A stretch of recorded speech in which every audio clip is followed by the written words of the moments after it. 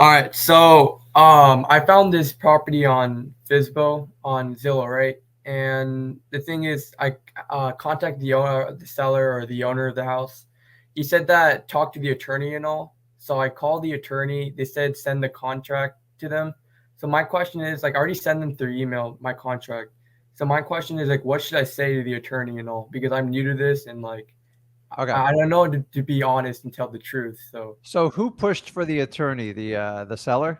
yeah, the seller is like, yeah, go through my attorney and all. So I send him my contract to the attorney and all. So through email. So I'm going to give you a couple ideas here, and Yeah. if it doesn't help you on this one, it'll help you on the next one. Okay. Okay. Okay. Unfortunately, attorneys they're always going to be there in real estate. Okay. So if you look at it in your wholesaling business, Yeah. I was taught, and I had some really bad teachers. So honestly, bad teachers can teach you Yeah. stuff too. Yeah. They can teach you what not to do. They told me I'm not doing a deal if your attorney has to review it. Do you know how shady and like suspect that sounds when you say that to a seller? It's like it's Yeah. really bad. Yeah. So instead of fighting it, just embrace it. Yeah. But here's what you want to do with the seller. I am happy to send it over your attorney review. And I actually go, I think it's a smart decision. Okay. Okay. Even though it's useless. Okay. People Okay. use it as attorneys. Sometimes they use it as an excuse or a defense. Yeah. And unless my attorney approves it, I'm not going to do it. So I said, listen, I get it. You know, we want to make sure the language is in there right. Attorneys are difficult on wholesalers. I'm not going to lie to you. Like they make Yeah. it makes it like 50-50 if you're going to get it. So the first thing you want to do with your seller is you want to reconfirm your agreement with them. Okay. So Yeah. I tell you what, if we close by this date Hmm. and this is the price and this is the deposit, and is there anything else I'm missing? And we'll have the house vacant and ready to go. Say, and then just go like this, Mr. Seller, do we agree to these terms? Are you okay with these? Absolutely. Okay.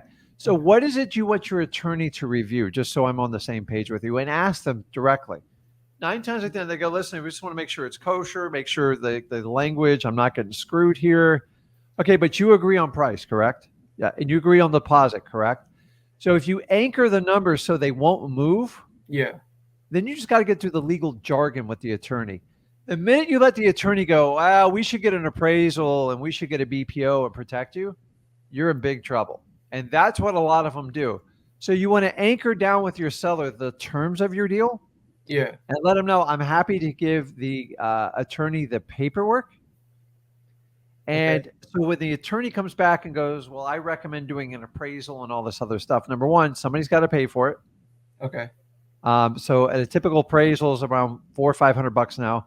A BPO is like $200. That's just a Oh. broker's price opinion. Okay. Okay. Remember, this isn't what anything's going to sell for. It's just someone's random opinion. Okay. They're Okay. supposed to be educated about it. So I want to go in and anchor the price so they can't come back and renegotiate it through the attorney. Okay. One of Okay. the other tricks I do is if I anchor on that, I will send the attorney kind of a blank copy of my contract. Yeah, that's what I did. I emailed him a blank Yeah, just because they contract. can't pick it like it's like you get a language. I'm just gonna. I've already agreed with her on the terms. I'm not asking you to negotiate the terms, Yeah. and that's where attorneys and I strongly disagree. They're Yeah. terrible negotiators when it comes to real estate. They're Hmm. very good in the courtroom on legal matters. They're Yeah. horrendous negotiators when it comes to properties. It's not their specialty. Okay. They argue in court. What do they are? What does an attorney argue in court? Don't they argue stuff about? I mean, it's not. They don't argue about real estate. That's what I know. They argue the law. Oh, yeah, They're an expert on the law. but they're not Okay. expert on properties. Somehow, some attorneys think they're an expert on pricing real estate, which makes them a real estate agent Yeah. or even an investor. By Okay. the way, I've missed out on deals just like this that they Mhm. sent it to the attorney, and then I found out 3 to 4 months later the attorney bought it. Okay. Oh, okay. Um, I'm pretty aggressive on stuff like that because if the attorney wants to lose their license over that, because that is not a fiduciary responsibility to their client when they do that. That is Okay. just a complete greed grab. So um, I anchor the price and the terms to the contract, and I try to send a blank. Now, keep in mind, some of the attorneys goes, it's blank. I'm like, yeah, but like they just want to check out the language on it, make sure it's good. Here's what you don't want to send the attorney um, is if you send them like the condensed 2-page version or even the 1-page version of a wholesale contract, They don't like it because it's not enough for them to read, and they can't. They're just going to call BS on your contract. So typically, I work an attorney. I use like a long form contract that's approved by your state because Oh, okay. Because I here's use the the reason. contract. Because I use that's the what attorneys contract. are used to looking at, and when they look at like a 12 or 15-page contract, Yeah. that's what they like to do. Here's the reality: that 15-page contract will do the exact same as the contract that I provide for you at Flip with Rick. So Yeah. there's no difference. The difference is in like the cover. Okay, Okay. a Volvo and a Tesla will get you to the same spot. One's going to ride a little bit nicer, Yeah. and one's going to look a little sharper, and that's the difference when you do the two. So you've got Okay. to find out what type of attorney it is. If it's like a stone cold real estate attorney, Yeah. you can't send them that 2-page contract because they just go nuts on it. Okay. Because they're going to go, oh, you got a wholesaler. You got a wholesaler. You shouldn't do that. So that's how you kind of deal with it. You guys that say, oh, I'm going to run from an attorney, you're missing out on so many deals when you do that. And 9 times out of 10, the attorney guess sometimes, by the way, they're actually bluffing you. Okay. Oh, So yeah. here's how you call the bluff. Go, listen, can I get your attorney's information? I'll just send it to him directly. That will snuff out that lie instantly because if they don't know the attorney's name, the attorney's email, or their office address or anything like that, they Yeah. don't have an attorney and they're not going to be able to recover and cover that up for you. So if you catch them in that lie, Yeah. there's something bothering them about you and your deal, and you're going to have to go back in and readdress it. Okay. Okay. Now, if they go, yeah, my attorney's John Brown. He's at 123 USA Straight. He's at John Brown. We will sue you.com. Like, okay, I got it. The attorney thinks for real. Make sure I send the right contract. Also, before you write the contract, you want to talk to your motivated seller to find out if there's an attorney involved, so you know which contract to send. Okay. The thing is, I told them that once the attorney reviews the contract, I'll fill in the contract and we'll go over the price Okay. for as of now. But like I said before, I just sent him an email, the blank contract from Flip with Rick, the 2-page one, not the whole Yeah. one.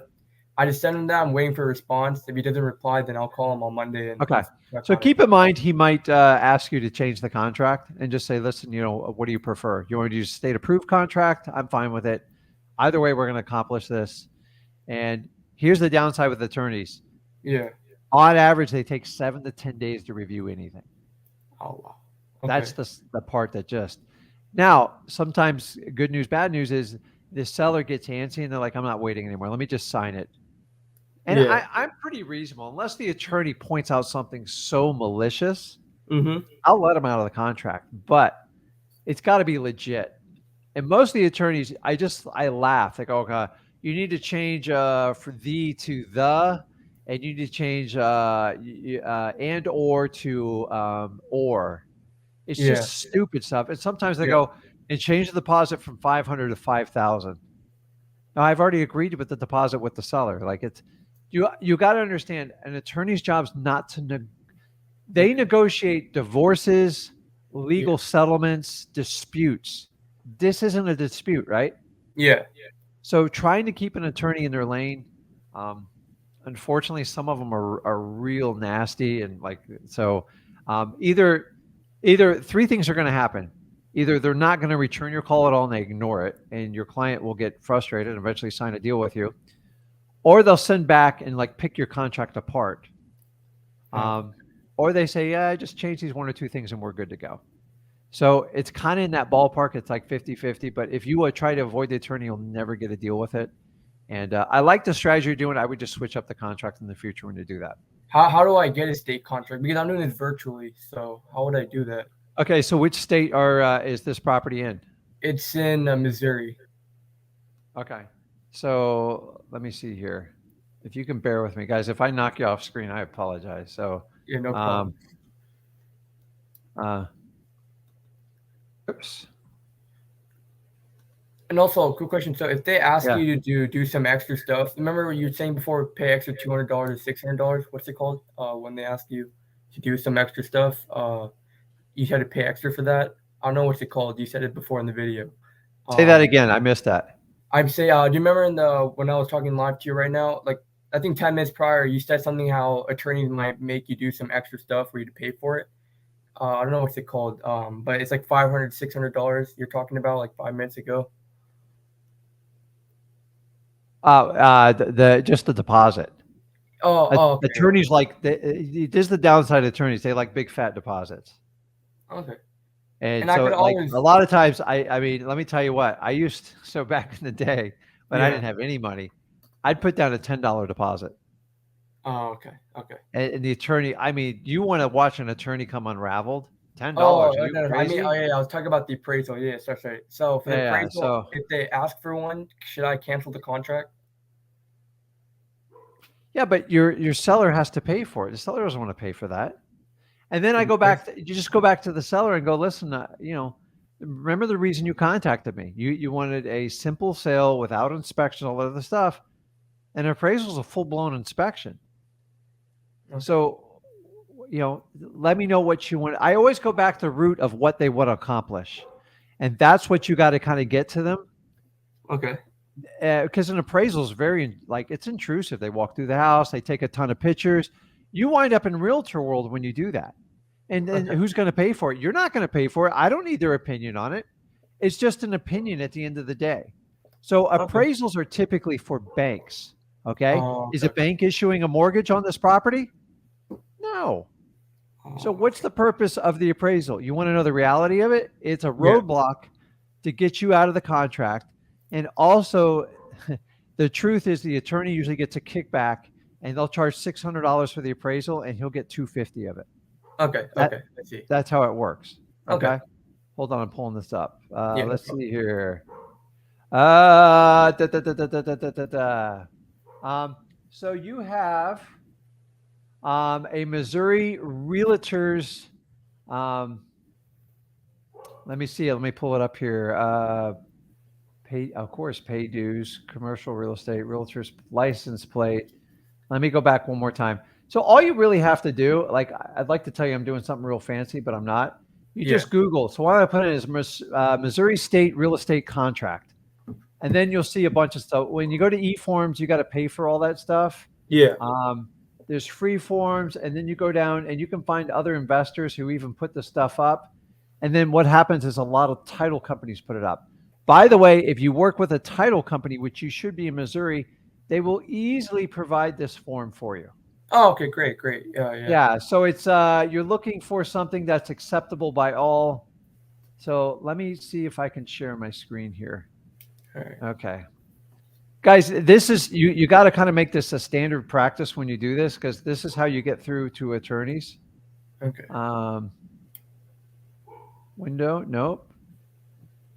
Okay. So remember, I'm not a licensed attorney. I'm not giving you like legal advice here, but you see this form? Yeah. You see all those pages on the like the left side? So Yeah. it is 8 pages. it's only 8 pages. Okay. Now you got to read it and come familiar with it, but like this is when I have to deal with like a probate, any type of attorney, Yeah. or like a realtor wants to review my stuff. Guys, this is it. And all they do, just so you know, this is all like set jargon. They look at the front page. Okay. So I'm not even familiar with this one. Make sure you click the assignable box. Okay. Signable Okay. bond. And unfortunately, you're going to have to read this contract all the way through once. You'll have an inspection thing there. Put in whatever you agreed for it. And this will accomplish the same thing as a 1 or 2 page contract. It's just very freaking lengthy. It's like Yeah. annoying. You can write your special agreements in there. And what I do, here's a little key, is type them. So this Type. one's like PD format. You can go in and type it. Okay. Okay. Yeah. So this is on some sort of home buyers, cash buyers. They even put the forms up there because they know how to get by with these. Now, this is probably an older contract. So just Google exactly how I showed you, Yeah. and it'll work just Okay. fine. And that's what you do in every state when you got to do that. And you're going to run across some attorneys you just can't get through it. It's just, by the way, persistence to overcome attorneys' resistance doesn't Yeah. work. It makes Okay. it 10 times worse. So All right. does that help you out with it? So when it comes up next time, you know exactly which way to go with it. Yeah. Because here's the reality is realtors and attorney, they just glaze over the contract. They don't want to put more work than they have to. They don't care. Okay. Okay. 9 times out of 10, they're not charging the client for it, and that's why they're like, well, if you want to sell it for that price, you can do it. A pain in the butt attorney will go line by line, charge the client $500 to $1,000, and tell you everything that's wrong, why you're doing business with this guy or gal. Okay. And Okay. okay, and another quick question. Yeah. Why do I like need pictures, especially of the property for virtual wholesaling? Is that for the cash buyers to see? They want to take a look at it, but keep in mind, you are selling the contract, Okay. and you got to stay true to that. Okay. You just got to be careful because if you're selling the property virtually and the guy's out of state, obviously they want to see some pictures. Yeah. But remember, you are only authorized to sell that contract. So the pictures is kind of like a secondary thing. Whoever you send pictures for, you better make sure it's the actual person you're dealing with. Okay. You do, guys, wholesaling, you can't go out and blast pictures all over the internet because you're Yeah. acting as a real estate agent. So just be careful how you do that. Okay. Okay. So I could ask the seller to take some pictures or a video of the house, right? Instead of hiring Dude, someone to do it. listen. Yeah, I mean, it's that would be dynamite if they could do it. They don't always do it, but if not, you might have to get some help to do it. So, Okay. All right. you got to get through the attorney first. Yeah, I know. Attorneys typically take 7 to 10 days to look at stuff, which is the annoying. And you can't push them. You call them. You got to go through the receptionist. Yeah. So I usually work with the seller, and Okay. sometimes after a week, the seller's like, you know what, I need to sell this property. It's like, and I would tell this like, but I don't know, you can't really market the property until you have it on contract. If the attorney doesn't respond, I'm just going to talk to the seller and be like, "Hey, do you want to sell this house or not?" Yeah, it's like we're spending a lot of extra time doing all this stuff, and and you can take a second look and make sure you're getting. You got to make sure you get the right price on these properties, guys. Like right now, you guys are all focusing on like what percentage of the ARV should I offer? The reality is 70%. If you can buy any property 70 cents on the dollar, take it down instantly. You don't need a course or a guru to teach you that stuff. Like, Okay. if I told you could buy a Rolex watch for $2,000, would you buy it if you knew it was real? I mean, if I had $2,000, I would buy it. No, but see, wholesaling now. Yeah. You can have an agreement to buy that watch and go find somebody. Call me because I'll buy it in a heartbeat because it's a $10,000 watch half the time. Yeah. So it's like, do you need someone to give you permission to buy something 70 cents on the dollar? I'd like to tell you it happens quite a bit with me, but I've been doing this 20 plus years. But the reality is, I'd be lying to you guys to say every house you contract 70 cents on the dollar. You're going to starve on that formula because the problem is everybody manipulates the ARV. So if I jack up the ARV 20% and you think you're buying it 70 cents on the dollar, you're the idiot, not the seller. So you have to really dial in the ARV. That's the thing. Okay. If you don't get the ARV right, it doesn't matter what percentage you offer, it's going to be wrong. Okay. So it's more important you get the ARV number dialed down because your sellers are going to hyper focusing on ARVs right now, and they're discounting them. Like it seems like every week, every month. So you can't go off like the past numbers anymore. You actually have to start reducing them because cash buyers, I don't know what you guys are seeing, man, but like we're getting a lot of pressure on our side over here, like a lot. They are beating the crap out of us. But I've been through this market before. I'm here to tell you, you just have to keep going through it. Yeah. And you got to treat buyers with respect. You should have been doing this from day one. If you guys bought one of those guru courses where they taught you like just run over your buyers, they're a dime a dozen, you don't need their permission for anything, it's going to blow up on you the next 2 years now. So that's the problem when people teach in a market that's only shooting up like a rocket. They don't understand markets swing back and forth. And what's going on right now is, guys, don't panic. This is actually normal.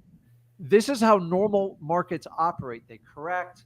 Buyers, sellers, it kind of goes up and down until they find like a neutral buoyancy point. Okay? What's happened in the last 10 years is complete fairyland stuff. And a lot of you guys have piggybacked on like learning this new wave of like from coaches. They don't even have the experience. They don't know what to do. That's why they're all coaches instead of wholesalers, because they can't figure out how to make the market work. And honestly, if you put them to the fire, most of them would be crushed. The ones that I'm talking about, the ones that just coach and they're not active in real estate investing. I find, do you know there's an entire posse out there just to train coaches? to sell anything to anybody, and you can scale coaching 1,000 times more than you can wholesaling. And that's why you guys are getting so much crap, so many feeds in your Instagram, your TikTok, and all that other stuff. And that's why me and Zach push so much to educate you guys on what's really going on in the market. So you want to learn from someone like, well, it's like a football coach. They played 20 years ago. It doesn't work that way in wholesaling, man. You've got to be in the game to teach the game. There's no other way to do it. Because if you have a coach teaching a coach, what is their metrics for seeing if you did better? What is it? It's how much revenue did you generate? How do you generate revenue? You charge students. And by the way, I saw a message come out. It says, get in now because we're raising prices. Go ahead. You should all raise your coaching prices. Show them you guys need to speak with your time and your pocketbooks. Stop taking this crap. 5-10 grand to learn like wholesaling. It's too For much. people don't actually do, it's ridiculous. So, All right. Thank you so much. okay, Ravon, you got it, man. Okay.